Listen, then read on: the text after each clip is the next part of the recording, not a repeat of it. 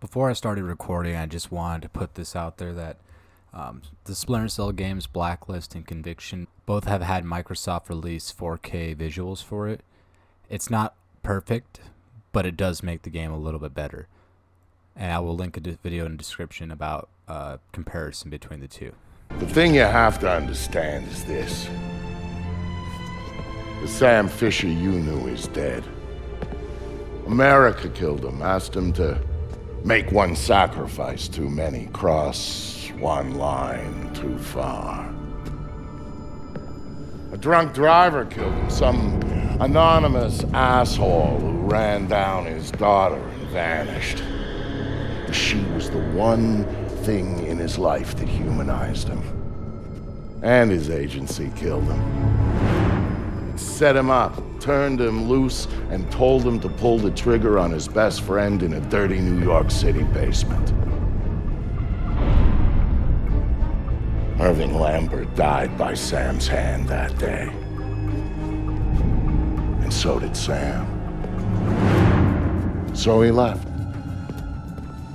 Left Third Echelon, left the life he knew, left America and Mom and apple pie, left it all behind. He hopped off the grid and went walkabout, looking for a reason to go on living. Eventually he found it. He caught a whisper in the wind that maybe his daughter's death hadn't been an accident. He heard a name. Hi, I'm EverGreene, and I play old games. Why? Because a lot of the games from the past have compelling stories and a lot of nostalgia, and they are typically on the cheap side. I want to give my opinion on games that I love and hate, for people that have or haven't played them, to either bring back memories or to be the one that helps on a decision to purchase or not. Some of the things I talk about may be seen as spoilers, so you have been warned. Today I want to talk about the slight reboot of Splinter Cell, the series that helped the modern stealth sequences or game. I know it did not invent the genre, but it definitely helped make the experience highly enjoyable. With that out of the way, let's start with Conviction. The year is 2010, and there hasn't been an installment of Splinter Cell since 2006. I wondered, is Sam Fisher's story over after Double Agent? Is this where the series ends? Nope, we got a new game. One that changed the formula in gameplay and pace. A game with a faster paced story and a lot more action than stealth. It also is all in the perspective from a narrator, Victor. You start the game as a retired Sam Fisher, one who seems to finally be in a peaceful place, enjoying coffee in Paris and soaking in the scenery. That's when he's interrupted by the familiar voice of Anna Grimm's daughter, a fellow agent who has been around since the original games. She informs you that you don't have much time and that she has information on Sam's daughter, Sarah, who died in the previous installment. Instantly, Sam is back in the game and ready to come out of retirement.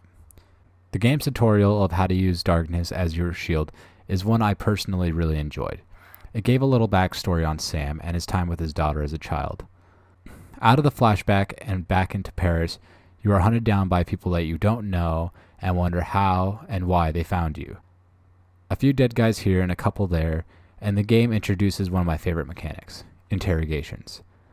Sam is in a filthy bathroom breaking sinks, mirrors, and the lead operator of the hostile group. As Sam questions a man, he digs until he has enough info to go off of. And that starts the whole journey of Conviction. Sam learns that his daughter was killed by a gun for hire to mess with him.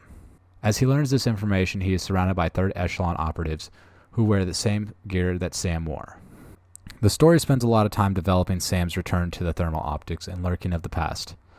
You learn about Sam's time in the armed forces before he was an agent and his relationship with his friend Victor. The main location of Conviction takes place in Washington, D.C., where you've seen monuments and the White House. As the story progresses, you learn that Third Echelon isn't the same as when you left.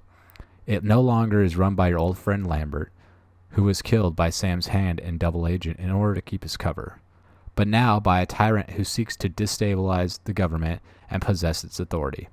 His name is Thomas Reed. You also learn that your daughter was never killed. And that the gun for hire just needed to provide a body under Lambert's orders, in order to help Sam operate with no worry that his loved ones would be in harm's way. This game is great. If you're looking for a continuation of Sam's story, as well as a kick-ass action/stealth game. I got it back in 2010 on release night, and I even read the book because the story gripped me so much. I give this game a must-play for anyone who is slightly interested in this old series.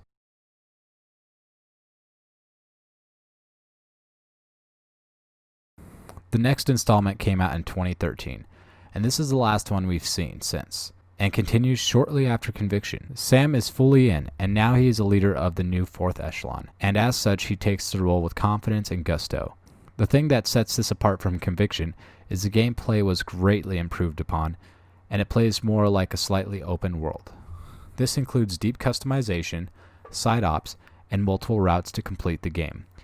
You start the game in a military facility walking and talking to Victor when suddenly it is attacked. Explosions and gunfire ring. You come to find out it's a terrorist group called the Engineers. No, not the ones from the Alien movies. Run by Majid Sadiq. After the attack, the US is given a warning that it isn't the end of the attacks, that there are many more to come. The President of America responds by giving Sam the 5th freedom, which entails that Sam can do anything to protect the nation, even if it means breaking the rules, even if it means going against what we stand for. Sam then faces a challenge he's never really been up against, and that is having a team. To Sam, this means more lives on the line, and also more responsibility. However, his team seems to be best of class, and they don't represent a problem but assets Sam is not accustomed to. The thing I cherish about these games is that they give you a choice to approach every situation differently. In Blacklist, they even have different tiers of combat. They have Panther, Ghost, and Assault. As a Panther, you go through missions in the dark taking down enemies without notice. It tests your patience and timing, because if you take someone out at the wrong time in the wrong place, and their body is found, an alert will be sounded, and you are no longer a whisper in the wind. However, you can always play as Ghost, evading enemies, finding routes that best suit a no-combat role. You spend time luring people away from areas and taking out lights, hiding in the shadows, and going through little tunnels and whatnot just to evade enemies. Finally, we have Assault, the run-and-gun Sam Fisher. This is a playstyle for people who just want to kill everything. From rifles to explosions, everything is utilized. What I love about this game is the function to tailor your playthrough to your own desire. From heavy armor to stealth suits, from assault rifles to stun guns, explosives to stun traps. You form the gameplay with your choice. Yes, you could do all this in the previous games, but it was never customizable or in depth. And usually, if you tried to attack people from head on, you would end up dying within a few shots. I love the story of Conviction, but if I had to choose between that and Blacklist, I would choose Blacklist every time, because the customization and the replayability is something that I very much enjoyed. I played through this game a couple of times, and I would give this game a 9 out of 10. It's been almost 8 years since we've seen Sam Fisher with his NVGs on and prowling in the shadows, but we have seen him in games like Wildlands and Breakpoint. How long until we reunite with our favorite stealth operative? Or is Blacklist the last of our gameplay with Fisher? If you feel the same way about these games as me, leave a comment. And even if you disagree, I'd love to have a conversation with you. As always, leave a like and subscribe if you enjoyed my video, and if you didn't, you can always leave a dislike. This has been EverGreene, and until the next one, peace, love, homies. Looking at a piece. What?